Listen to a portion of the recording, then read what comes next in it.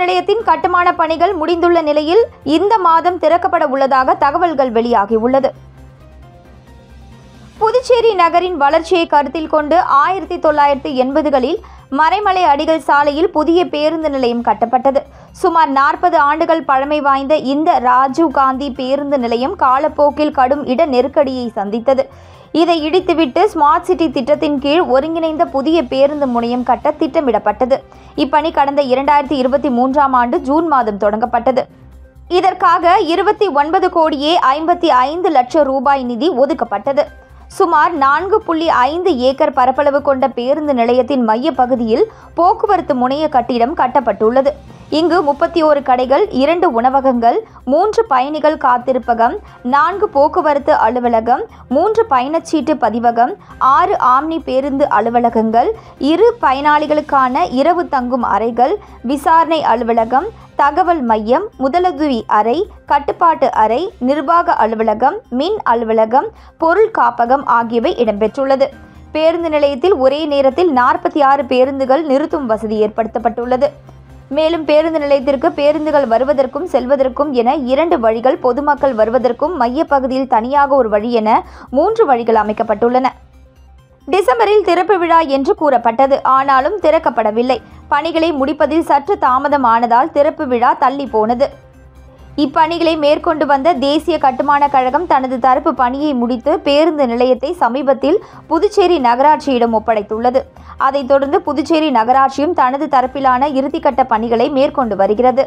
திறப்பு விழாவுக்கான பேருந்து நிலைய கோப்பை முதல்வர் அலுவலகத்திற்கு அனுப்பி முதல்வரிடம் தேதியும் கேட்டுள்ளது. இதனால் புதிய பேருந்து நிலையம் இம்மாதம் 2ஆம் வாரத்தில் திறக்கும் வாய்ப்பு ஏற்பட்டுள்ளது. புதுச்சேரியில் அனைத்து தொழிற்சங்கங்களின் சார்பில் மத்திய அரசின் தொழிலாளர் விரோத 4 சட்ட தொகுப்புகளை கண்டித்து பட்ஜெட் நகல் எரிப்பு போராட்டம் நடைபெற்றது. 2025 பிப்ரவரி மாதம் 1ஆம் தேதி தாக்கல் செய்யப்பட்ட பட்ஜெட்டில் மத்திய தொழிற்சங்கங்கள் வைத்த எந்த கோரிக்கைகளும் ஏற்கப்படவில்லை என்றும், தொழிலாளர்கள் நலன் முற்றிலுமாக புறக்கணிக்கப்பட்டு உள்ளதாகவும், மத்திய அரசின் தொழிலாளர் விரோத 4 சட்ட தொகுப்புகளை கண்டித்து புதுச்சேரியில் அனைத்து தொழிற்சங்கங்கள் சார்பில் கண்டன ஆர்ப்பாட்டம் நடைபெற்றது. இதில் மத்திய அரசை கண்டித்து கோஷங்களை எழுப்பிய நிலையில் மத்திய அரசின் தொழிலாளர் விரோத 4 சட்ட தொகுப்புகளை கண்டித்து பட்ஜெட் நகல் எரித்து தங்களது கண்டனத்தை தெரிவித்துக் கொண்டனர். புதுச்சேரியில் அனைத்து பகுதிகளிலும் திடீரென கொசு தொல்லை அதிகரித்துள்ளதால் மக்கள் தூக்கத்தை இழந்து அச்சத்தில் பரிதவித்து வருகின்றனர். புதுச்சேரியில் அனைத்து பகுதிகளிலும் திடீரென கொசு தொல்லை அதிகரித்துள்ளது. மாலை நெருங்கியதும் கொசுக்கள் கூட்டம் கூட்டமாக வீட்டிற்குள் படையெடுத்து வருகின்றன. இவை எந்த கொசு வர்த்திகளுக்கும் கட்டுப்படுவதில்லை. கொசுக்களை ஒழிக்க இருக்கும் சுகாதாரத்துறையின் பைலேரியா பிரிவு இருக்கின்றதா என்றே தெரியவில்லை. நகராட்சி மற்றும் கொம்யூனியன் பஞ்சாயத்துகள் என்ன செய்கின்றன என்றும் தெரியவில்லை. கொசுக்களால் ஆண்டுதோறும் மலேரியா, சிக்கன் குனியா, டெங்கு என பல்வேறு நோய்கள் பரவுகிறது. இதனை தடுக்க மருந்து, மாத்திரை, தனிப்பிரிவு என ஆண்டிற்கு பல கோடி செலவிடப்படுகிறது.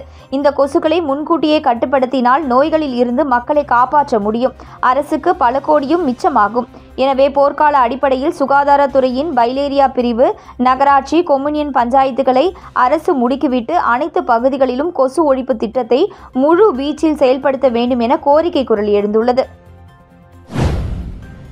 சுத்துக்கேணி பகுதியில் விடுதலை சிறுத்தைகள் கட்சி ஏற்பாட்டில் இலவச ஆம்புலன்ஸ் சேவை மற்றும் முப்பெரு விழா நடைபெற்றது. புதுச்சேரி மாநிலம் மண்ணாடிப்பட்டு சட்டமன்ற தொகுதிக்கு உட்பட்ட சுத்துக்கேணி பகுதியில் விடுதலை சிறுத்தைகள் கட்சி ஒருங்கிணைக்கும் முப்பெரும் விழா நடைபெற்றது. இதில் தோழர்கள் ஜெயகீர்த்தி, வெங்கடேஷ், எழிலரசன் ஆகியோரின் படத்திறப்பு விழாவும், அதனைத் தொடர்ந்து விழிகள் இலவச ஆம்புலன்ஸ் சேவை மக்களுக்கு அர்ப்பணிப்பு விழாவும், 10, 11, 12ஆம் வகுப்பு பொதுத் தேர்வில் வெற்றி பெற்ற மாணவர்களுக்கு பரிசளிப்பு பாராட்டு விழாவும் நடைபெற்றது. மேலும் இந்த இலவச ஆம்புலன்ஸ் சேவையை புதுச்சேரி மாநிலம் முழுவதும் மக்கள் இலவசமாக பயன்படுத்திக் கொள்ளலாம் என்றும் தெரிவிக்கப்பட்டுள்ளது. இந்நிகழ்ச்சிக்கு வழக்கறிஞர் ஏசுராஜா தலைமை தாங்கினார். இதில் சிறப்பு அழைப்பாளர்களாக விடுதலை சிறுத்தைகள் கட்சியின் துணை பொதுச் செயலாளர் பாவாணன், திமுக மாநில துணை அமைப்பாளர் AK குமார், வட்டார காங்கிரஸ் தலைவர் பரமசிவம், விடுதலை சிறுத்தைகள் கட்சி மண்ணாடிப்பட்டு தொகுதி செயலாளர் பூபாலன், CPIM கொம்யூனியன் செயலாளர் அன்புமணி, கிளை செயலாளர் CPIM சந்திரன் ஆகியோர் கலந்து கொண்டு பொதுமக்கள் மத்தியில் சிறப்புரையாற்றி விழாவினை சிறப்பித்தனர். மேலும் வீரமுத்து வரவேற்புரையும், இன்பநாதன், தாஸ், பொன்னையன், பலராமன், கார்த்தி, ஐயனார், குமார் ஆகியோர் முன்னிலை வகித்தனர். மேலும் நிகழ்ச்சியினை ஆசிரியர் வஜ்ரவேல், ரமேஷ், சரவணன் ஆகியோர் குத்துவிளக்கேற்றி படத்தினை திறந்து வைத்தனர். மேலும் இந்நிகழ்ச்சியில் சுத்துக்கேணி கிராம அறங்காவலர் மற்றும் திருப்பணி குழுவினர், விடுதலை சிறுத்தைகள் கட்சியின் முக்கிய பிரமுகர்கள், பொதுமக்கள் என ஏராளமானோர் கலந்து கொண்டு விழாவினை சிறப்பித்தனர். நிகழ்ச்சியின் இறுதியில் ஜெகதா வேல்முருகன் நன்றியுரையாற்றினார். கடலில் இறங்கி தற்கொலைக்கு முயன்ற மாற்றுத்திறனாளி முதியவரை காப்பாற்றிய ஐஜிக்கு பல்வேறு தரப்பினரும் பாராட்டுகளை தெரிவித்து வருகின்றனர். புதுச்சேரி ஐஜி அஜித்குமார் சிங்லா நேற்று மாலை 6:30 மணிக்கு கடற்கரையில் நடைபயிற்சி மேற்கொண்டார். அப்பொழுது சுற்றுலா வளர்ச்சி கழக அலுவலகம் எதிரில் விநாயகர் சிலைகள் கரைக்கும் பகுதியில் பாறைகளுக்கு இடையே முதியவர் ஒருவர் இறங்கி கடலில் குதிக்க முயன்றார். அதனை கண்ட ஐஜி உடனே அருகில் இருந்த போலீசாரை அழைத்து முதியவரை காப்பாற்றி கரைக்கு அழைத்து வர செய்தார். விசாரணையில் முதியவர் செங்கல்பட்டு மாவட்டம் பொழிச்சலூர் அகதீஸ்வரர் நகரை சேர்ந்த சந்திரகுமார் என்பதும், மாற்றுத்திறனாளியான அவரை குடும்பத்தினர் கைவிட்டு விட்டதால் தற்கொலை செய்து கொள்வதற்காக பஸ்ஸில் புதுச்சேரி கடற்கரைக்கு வந்தது தெரிய வந்தது. பின்னர் அவரை ஒதியஞ்சாலை இன்ஸ்பெக்டர் செந்தில்குமார் ஜீப்பில் அழைத்து சென்று அரசு மருத்துவமனையில் சேர்த்தார். ஐஜி அஜித்குமார் சிங்லாவின் செயலை பொதுமக்கள் வெகுவாக பாராட்டினர்.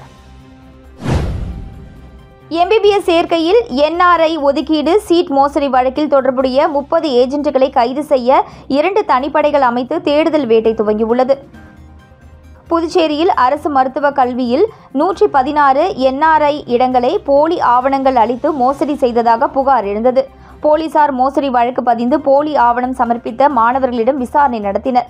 தூதரகம் பெயரில் போலி ஆவணங்களை கொடுத்த ஏஜென்ட்டுகள் ஆந்திரா குண்டூர், மெட்டி சுபாராவ், தேனி மாவட்டம் பூமிநாதன், செல்வகுமார், கார்லோஸ், சாஜிவ், விநாயகம் உட்பட 6 பேர் கைது செய்யப்பட்டனர். தொடர் விசாரணையில் வெளிநாடு தூதரக போலி ஆவணங்கள் கன்னியாகுமரியை தலைமை இடமாக கொண்ட 30க்கும் மேற்பட்ட ஏஜென்ட்டுகள் தயாரித்து கொடுத்தது தெரியவந்தது. 30 ஏஜென்ட்டுகள் கைது செய்ய சிறப்பு அதிரடிப்படை இன்ஸ்பெக்டர்கள் கார்த்திகேயன் தலைமையில் 2 குழுக்களாக பிரிந்து கைது செய்யும் நடவடிக்கையில் இறங்கியுள்ளனர். இந்த சிறப்பு அதிரடிப்படை சென்னை, கன்னியாகுமரி உள்ளிட்ட இடங்களுக்கு விரைந்துள்ளனர். CII அமைப்பு சார்பில் 9ஆம் ஆண்டு முழுமையான சுகாதார மாநாடு ஹோட்டல் அதிதியில் நடைபெற்றது. புதுச்சேரி ஹோட்டல் அதிதியில் CII மற்றும் இந்திய பெண்களின் கூட்டமைப்பு சார்பில் 9ஆம் ஆண்டு முழுமையான சுகாதார மாநாடு நடைபெற்றது. WFL ஃபினான்ஷியல் சர்வீஸ் அமைப்பின் நிறுவன மணி சிறப்பு அழைப்பாளராக கலந்து கொண்டு பயனாளர்களுக்கான மன அழுத்தம் இல்லா வாழ்க்கை என்ற தலைப்பில் உரையாற்றியதுடன் பணியாளர்கள் மற்றும் நிறுவனங்களுக்கான நிதி மற்றும் மருத்துவ நலத்திட்டங்களில் தேவை குறித்து வலியுறுத்தினார். இந்த மாநாட்டில் வணிக தலைவர்கள், மருத்துவ நிபுணர்கள், தொழில்துறையினர் உட்பட பலர் கலந்து கொண்டனர். இன்டர்நேஷனல் VRS மார்ஷியல் ஆர்ட்ஸ் அகாடமியில் பல்வேறு நிலைகளில் கற்றுத் தேர்ந்த வீரர் வீராங்கனைகளுக்கு SSP லக்ஷ்மி சௌஜன்யா சான்றிதழ் மற்றும் மஞ்சள், ஆரஞ்சு, நீலம், கருப்பு உள்ளிட்ட பெல்ட் வழங்கி பாராட்டினார். Japanese Goju Ryu sports karate association சார்பில் பல்வேறு நிலைகளை கற்றுத் தேர்ந்த மாணவர்களுக்கு கலர் பெல்ட் தேர்வு காரைக்காலில் இன்டர்நேஷனல் VRS மார்ஷியல் ஆர்ட்ஸ் அகாடமியில் நடைபெற்றது. கிராண்ட் மாஸ்டர் குமார் தலைமையில் நடைபெற்ற நிகழ்ச்சியில் சென்சாய் கலைராஜு முன்னிலை வகித்தார். சிறப்பு விருந்தினராக SSP லக்ஷ்மி சௌஜன்யா கலந்து கொண்டு பல்வேறு நிலைகளில் தேர்ச்சி பெற்ற வீரர் வீராங்கனைகளுக்கு சான்றிதழ் மற்றும் மஞ்சள், ஆரஞ்சு, நீலம், கருப்பு உள்ளிட்ட பெல்ட் வழங்கி பாராட்டினார்.